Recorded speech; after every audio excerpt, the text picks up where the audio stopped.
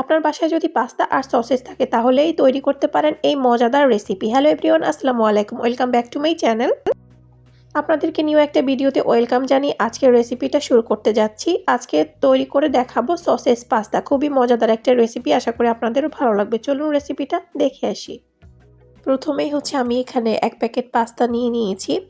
তো আমি একটা পাতিলের মধ্যে এখন পাস্তাটা নিয়ে নিলাম, সাথে পরিমাণ মতো পানি দিয়ে দিলাম। দিয়ে দিলাম অল্প পরিমাণে লবণ, তারপর দিয়ে দিচ্ছি একটু তেল। তাহলে পাস্তাটা সিদ্ধ করার পর একটার সাথে একটা লেগে যাবে না, খুবই সুন্দর থাকবে। তো এখন আমি পাস্তাগুলোকে সেদ্ধ করে নিব এভাবে।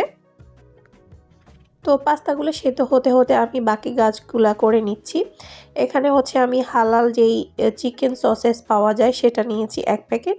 তো প্রথমে আমি প্যাকেটটাকে কেটে নিচ্ছি, তারপর এগুলাকে একটু ছোট ছোট করে কেটে নিব। যেহেতু পাস্তার মধ্যে ইউজ করব, এজন্য একটু ছোট করে কেটে নিলে আসলে দেখতেও সুন্দর লাগবে আর খেতেও ভালো লাগবে। তো দেখতেই পাচ্ছেন আমি কতটুকু ছোট ছোট করে কেটে নিচ্ছি।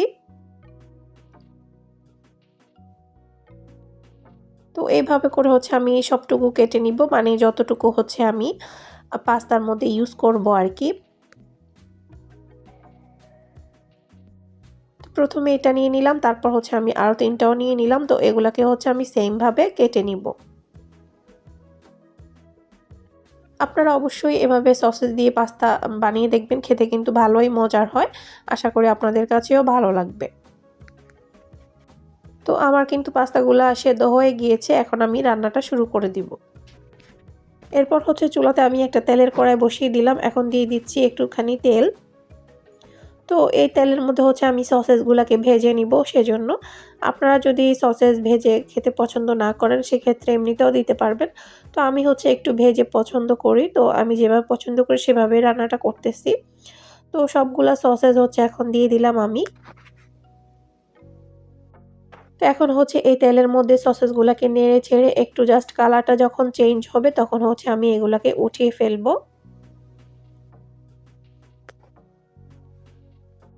তো এইজন্য এখন এগুলাকে নেড়ে ছেড়ে আমি উল্টিয়ে পাল্টিয়ে একটুখানি ভেজে নিচ্ছি। তো ফ্রাই কিন্তু এগুলা হয়ে গিয়েছে। এগুলো আসলে বেশি ভাজতে হয় না, যেহেতু অলরেডি এগুলা কুক করাই আছে। তো জাস্ট একটুখানি আমি এগুলাকে ভেজে নিচ্ছি। তো এগুলা কিন্তু এখন আমার ভাজা হয়ে গিয়েছে, দেখতেই পাচ্ছেন। তো এগুলাকে আমি এখন একটা প্লেটের মধ্যে উঠিয়ে নিব সবগুলাকে।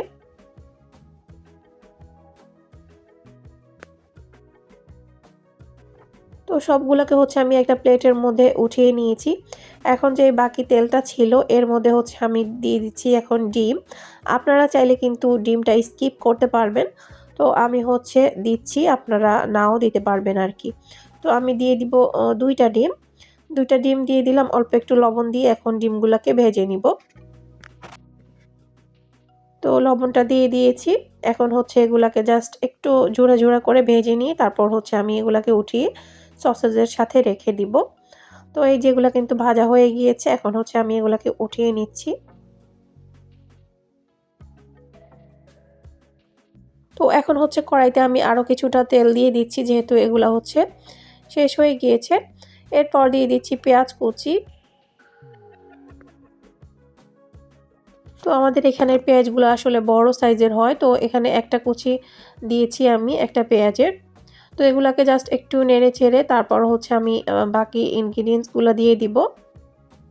তো এখন দিয়ে দিলাম টমেটো। টমেটো আমি এখানে বড় সাইজের একটা টমেটো ইউজ করেছি। এরপর দিয়ে দিচ্ছি স্বাদ মতো লবণ। লবণটা একটু কমিয়ে দিবেন, যেহেতু পরে আবার সস ইউজ করা হবে, সসে কিন্তু লবণ থাকে।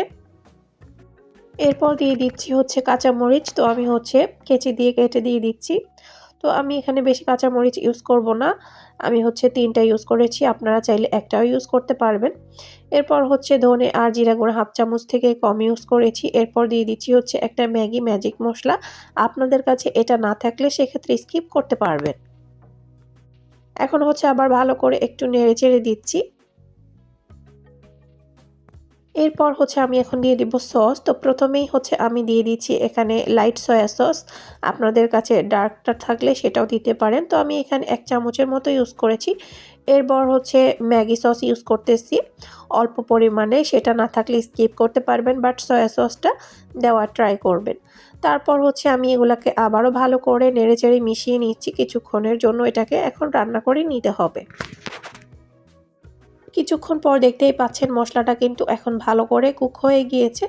এ পর্যায়ে হচ্ছে আমি সেদ্ধ করে নেওয়া পাস্তাগুলো এখন দিয়ে দিব। তো পাস্তাগুলো দিয়ে দিলাম। এখন হচ্ছে আবার ভালো করে নেড়ে ছেড়ে একটু মিশিয়ে নিচ্ছি। তো এরপর হচ্ছে ভেজে নেওয়া সেই সসেজ আর ডিমগুলো এখন দিয়ে দিব পাস্তার উপর। এখন হচ্ছে সবগুলোকে খুব ভালো করে মিক্সড করে নিতে হবে। আর এ পর্যায়ে আপনারা লবণটাও চেক করে নেবেন। তো এরপর হচ্ছে আমি এখন ধনেপাতাটাও দিয়ে দিচ্ছি কেটে। পরিমাণ মতো ধনেপাতা অবশ্যই দেওয়া ট্রাই করবেন, কারণ ধনেপাতা দিলে আসলে টেস্ট খুবই ভালো হয় সব কিছুর। তো এখন হচ্ছে আবার ভালো করে একটু নেড়েচেড়ে মিশিয়ে নিচ্ছি। তারপরেই হচ্ছে আমার পাস্তাটা একদমই রেডি খাওয়ার জন্য। তো এখন হচ্ছে আমি পাস্তাটাকে সার্ভ করে নিয়েছি। দেখতেই পাচ্ছেন কতটা লোভনীয় লাগতেছে। তো আশা করি আজকের রেসিপি আপনাদের খুবই ভালো লেগেছে। ভালো লাগলে অবশ্যই আমার চ্যানেলটা সাবস্ক্রাইব করবেন। আর যদি ফেসবুক পেজ থেকে দেখে থাকেন অবশ্যই পেজটা ফলো করবেন। আজকের মতো এখানেই বিদায় নিচ্ছি। পরবর্তীতে অন্য কোনো রেসিপি নিয়ে আবার চলে আসবো। আল্লাহ হাফেজ।